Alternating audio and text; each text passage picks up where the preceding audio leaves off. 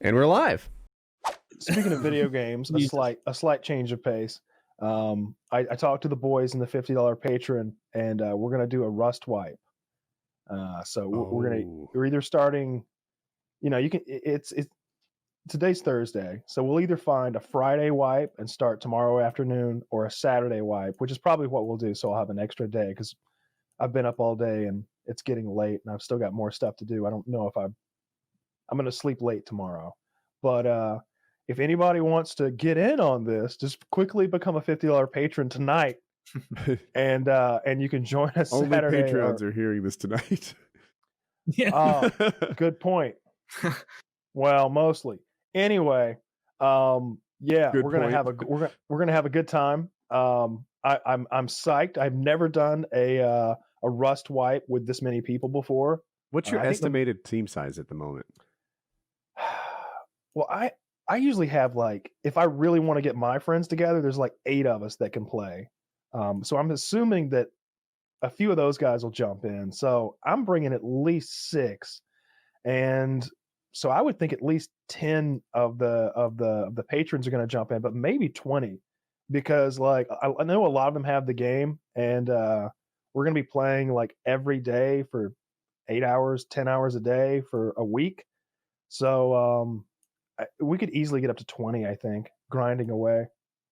Okay. Which would most likely, if we pick the right server, be by far the biggest clan on the server, and that'll make things a lot easier. If there's 20 of us against 5 good players, I think we'll come out ahead. Especially like early game, when it's just like 20 of us shooting bows.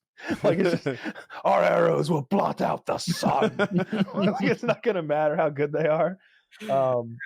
I've never done a big clan like this before. Like I said, I've played with like 6 people who are on steady, and then maybe 3 or 4 extras who are occasionally on. But like even on our raids, it'd be like 6 or 7 of us going at a time. But I've never played with this many people, so it'll be an interesting little development. In Rust, that'd be fun. I'm kidded and you're more talented, can you win? Oh yeah, get fucked. Really? Even with a bow? Like, I won't even be close. Like you could give like I'm bad at Rust, and so like you could give me like full armor and an AK, the best shit in the game.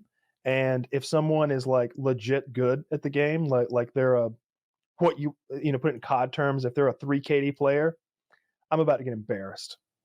I'm about to get embarrassed is what's about to happen. If they've got a crossbow,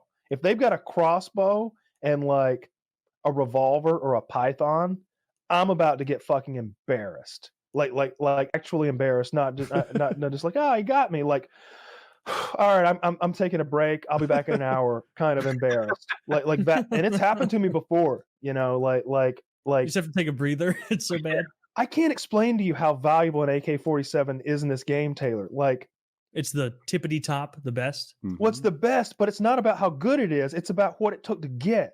Mm-hmm. Like, I don't know how to like compare this to any game you've ever played, but like that represents hours of human lifetime that were spent earning it. Like, a lot of hours, like 20, right? Oh my God. It's hard to quantify how many hours it takes. Like, first of all, getting your 20, first AK-47 can happen in either 30 minutes or 48 hours of grinding. It can be a bit luck based, but like to make a second one, the materials that you have to grind together to make it, the materials that you have to grind together to have the ability to make it. Because you can't just, oh yeah, I've got all the parts. That doesn't mean shit. You don't know the blueprint. To know the blueprint, you have to take an AK-47 and destroy it. And now you know how to make an AK-47. But you can't just make one out of thin air. You need a workbench. How'd you get the first one? But a little bit of luck, a little bit of RNG, and like going to difficult parts of the map and fighting AI and hoping one will drop in a crate. Okay. There's like a low % chance that they'll be in like the most valuable crates in the game that are guarded by the most difficult AI that are also being farmed by the best players in the game. So you have to either be on at like 4 a.m. and like hope that nobody else is grinding for it, and like beat all the AI and get lucky, or you have to like kill a lot of human players who are also trying to get to the loot crates that you're trying to get to and get lucky. So it can be very discouraging because sometimes you'll get there, you open the crate and you've got your first AK-47 and a fucking squad of killers comes along and they just take it away from you. And you're just, and they're in the chat. There's a global chat. They're going to let everybody in the server know what they just did to you. And it might be 150 people. Nothing about the way you have ever described this game makes it sound fun. It sounds like an ordeal. It sounds frustrating. It sounds like it takes a full or at least a part-time job amount of time. All those things are 100% accurate. It is the best game I've ever played in my life. I have never been so fucking mad at a game or so fucking overjoyed with a game as I have with Rust. When you fucking go and you find those kids who have been screaming racist, homophobic things outside your doorstep for days. For days. They hurt my feelings one time. That's hard to do. A 12-year-old said things I'd never heard before, and I played Modern Warfare 2. This kid was so ruthless outside my base, and I just had to hide inside my house like the big bad wolf was outside because he was so goddamn good he couldn't be touched. We had a whole neighborhood. It's like me and Mitty have a house right here, and like just across the street, there's two more of my friends, and just right next door, two more of my friends. We're doing something that's technically against server rules. We're all buddies, like in a duo server, having like a non-combat rule between us. So when somebody comes fucking with you, I'm coming outside to help you deal with it. It's cheating, technically, I guess you could say, but we all just wanted to play with each other, and I'd already started on a duo server, and we didn't want to quit because we'd already put 50 hours in. Anyway, this kid would come and bully the whole neighborhood. He's like 11. He's 11 years old with a speech impediment, and he's fucking bullying half a dozen grown-ass men. And we're all just like in Hey, why don't you come out here and deal with me? What I'm throwing down. He's like, I bet you won't come out here. I bet you won't come out here and do anything. I bet you won't. I bet you won't. And you'd hear him eating my pumpkins outside. He's like, you can literally hear his character in game. Like when you eat something in game, he's making fun of you and he's eating all your pumpkins. Yes. And the pumpkins are slightly valuable. Like that's my source of food. That's where my food is. Like for my character, and it's one of these games where you have to eat and drink. Food is. And pumpkins are a great source of food. Like they really fill you up. And while he's out there talking shit in like what do you call it, VoIP? When he holds a talk button and his character's mouth moves and his voice comes out, and the farther away he is, the more distant it sounds. It's a really good system as far as like in-game voice chat. And he's out there fucking, bet you won't come out here and do something, you pussy, you faggot, you pussy, you piece of shit bitch, you pussy shit old ass man. What are you doing here playing this fucking game, you pussy bitch? Bet you're unemployed, you pussy bitch, faggot. I fuck your mother, I fuck your sister, I shit in your daddy's ass.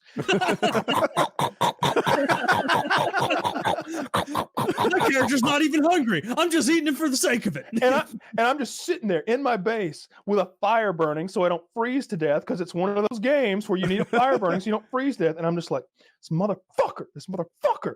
But I don't want to go out because he wants me to come out because he's going to kill me and take whatever I take out to him. He's just wanting me to give him more things. Because if I go out there with a shotgun and I try to kill him, he's going to murder me and take that shotgun and put it in his backpack. And then he's going to talk some more shit till I bring him another shotgun.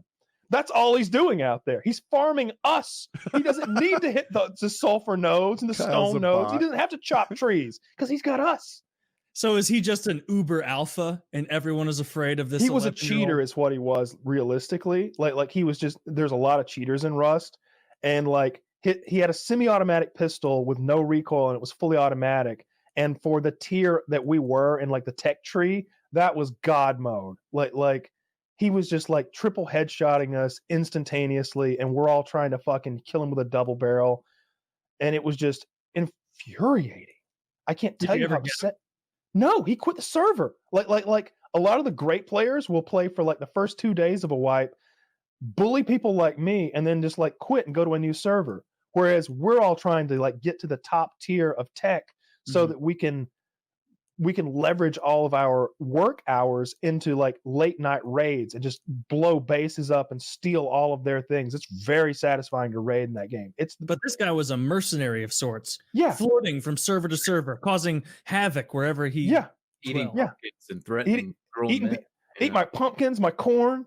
He chopped the shotgun traps off my base. like he was too sneaky for those. He was I just, just love the thought. we got a little trap here, huh? And you hear him clink, clink, clink. Oh, there's a little trap here, and you hear it break. Kaplok.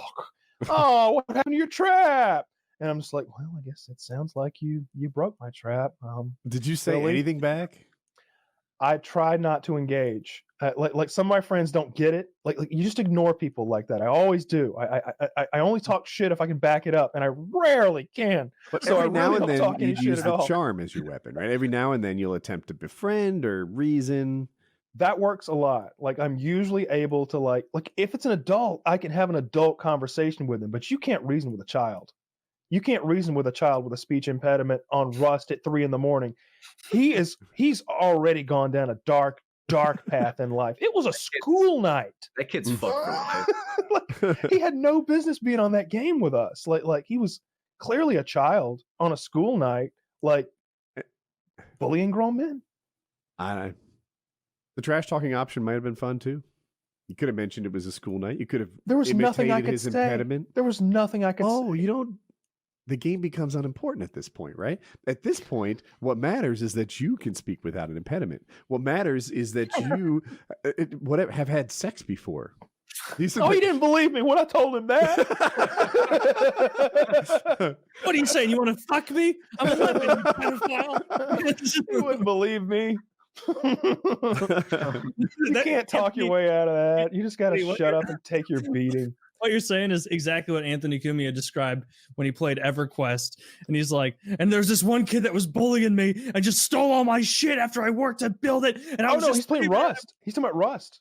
No, I know what he's talking about, Rust. I was saying that Anthony Cumia has been playing Rust. Has he really? Yeah, he was talking about how awful it was last time he was on here. How kids were just bullying him. He was like, I've got a lot of money and I fuck a lot and fuck you. And they're like, shut up, bitch.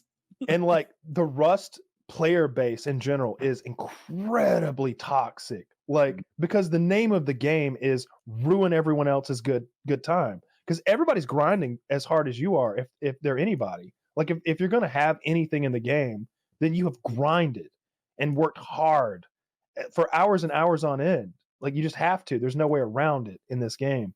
And so like, you know, you people come while you're asleep, while you're offline, and they take it all away. They blow a hole in your base, they go inside, they seal the base up behind them and put their own fucking door up, and now they just like eat your base from the inside out like maggots and take it all back to their base. And when you come home, your locks are changed. Mm-hmm. And it's just like, oh my God, we worked for literally 12 hours the first day, 15 hours the second day, 8 hours the third day. I went for a 1 hour nap and I came back and all of that's been taken away from me. And so like everybody who's like a Rust player who plays a lot has had that happen to them repeatedly. And so they are so frustrating. They're just hardened. They're awful, evil people. I remember, so Woodycraft I've mentioned a bunch of times had a similar game mode, but it's called Factions. When that happened to players, we would sometimes, as a server, get them back on their feet. Like the most valuable item was called a spawner. And this would spawn monsters, and they would create these traps that kill the monsters, and they would drop things so that they would make money.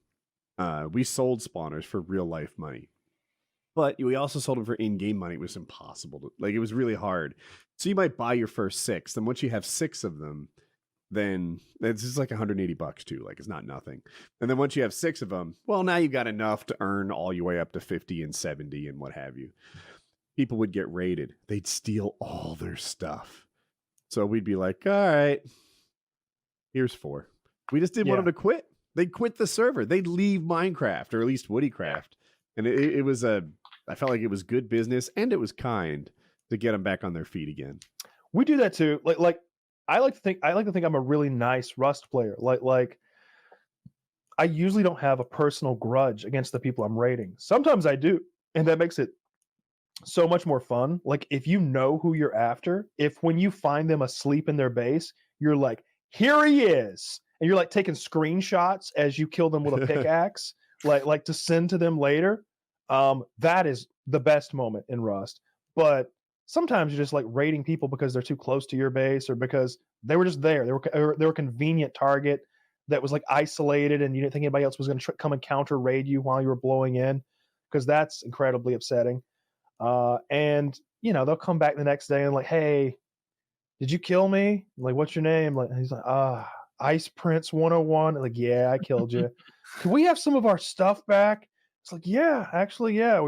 You had a lot of shit we don't want. Like, yeah, you can have all this back. And like, sometimes we'll be just so rich that like, there's two of us playing. It'll just be me and Mitty playing a duo server, and we've got like 50 AK-47s. It's like, yeah, have some. You know, we'll just literally throw like loot out of the base and give it to the peons who have no way of getting it. So I'm always generous and cool in the game. I like to think. I like to think I'm a nice guy. I'm a benevolent Rust player. Leader. Yeah. A benevolent cult leader.